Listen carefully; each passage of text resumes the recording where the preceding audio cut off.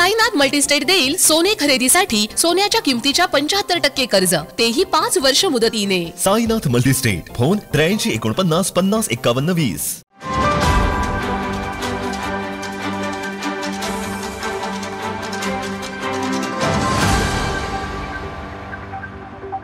सन्माननीय आत्ताचे मुख्यमंत्री आणि मागचे उपमुख्यमंत्र्यांनी मागच्या वेळी अधिवेशनात जाहीर केला होता हा प्रोजेक्ट। त्यावेळी मी काही प्रश्न उपस्थित केले होते। आता कदाचित मंत्री महोदय त्याची उत्तरं तुमच्याकडून मिळणे मला अपेक्षित नाही, परंतु निदान हाऊसमध्ये याची चर्चा व्हायला पाहिजे। कारण की आता जो प्रोजेक्ट आपण LNT ला दिलेला आहे, LOI 2023 ला दिलेला आहे, तो पूर्ण होणार म्हणून आपण शेवटचं वाक्य आहे की लवकरात लवकर कार्यान्वित होईल। मला वाटत नाही किती दिवसात कार्यान्वित होईल, त्याची तारीख अजून स्पेसिफाय झालेली नाही।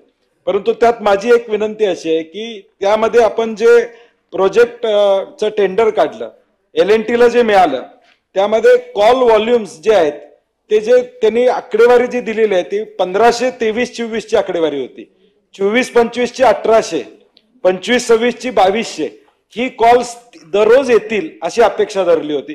परंतु आज इथं जी आकडेवारी आपल्याकडून आलेली आहे त्याचा व्हॉल्यूम बघितला तर हे कॉल सेंटर कमी पडेल अशी माझी स्वतःची धारणा आहे।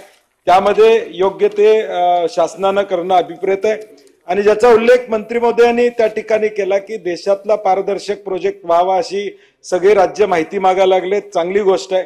माझी त्यातली विनंती एवढीच आहे की या सगळ्यामध्ये सोशल मीडिया इन्व्हेस्टिगेशन आणि अनालिसिस टूल्स असणार आहेत, CCTV अनालिसिस टूल असणार आहे, CDR अनालिसिस टूल्स आहेत, IPDR अनालिसिस, म्हणजे आज लोकेशन कुणाचं पाहिजे असेल तर त्याचं टूल यामध्ये उपलब्ध केलेला आहे। म्हणून हे जे आकडेवारी जे आकडा गेला 837 कोटीवर याचा आकडा गेला, याच्या मागचं कारण एवढंच होतं की प्रचंड सगळे टूल्स इथं घेतले जाणार आहेत। माझा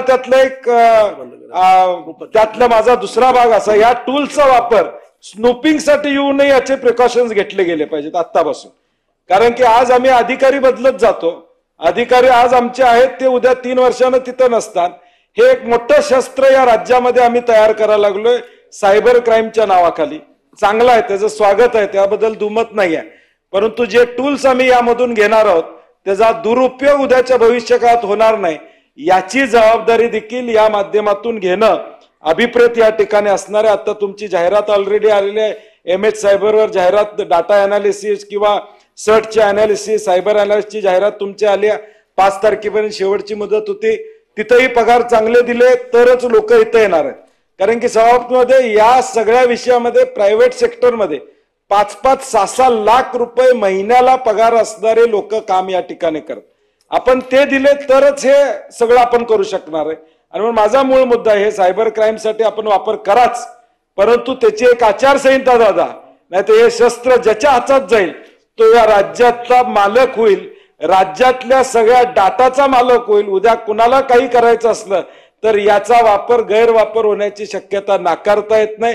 त्यामुळे त्याची नियमावली ही आत्तापासूनच करावी की ज्याच्या करून आज आम्ही CDR कुणाचं मागायचं झालं तर किंवा आज टेलिफोन टॅपिंग करायचं झालं तर गृह सचिवांची परवानगी आपण घेतो। आणि म्हणून या सगळ्या विषयाची आज मला उत्तर तुमच्याकडून अपेक्षित नाही, परंतु किमान याची दखल घेऊन याचा विचार शासनाने करावा अशी माझी अपेक्षा आहे। ताज्या घडामोडी पाहण्यासाठी माझा महाराष्ट्र न्यूजला आजच सबस्क्राइब करा।